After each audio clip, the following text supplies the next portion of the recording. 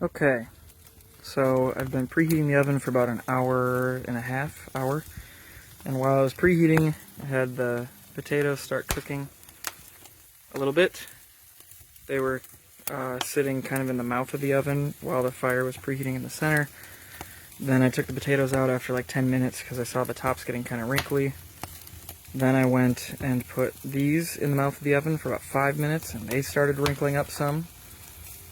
So then I pulled everything, let the oven keep preheating until a bunch of the fire broke down into hot coals. I moved them all over, and right now I have the andiron underneath the grate as something to prop this up. Steak just went on about 2 minutes ago, maybe a minute and a half.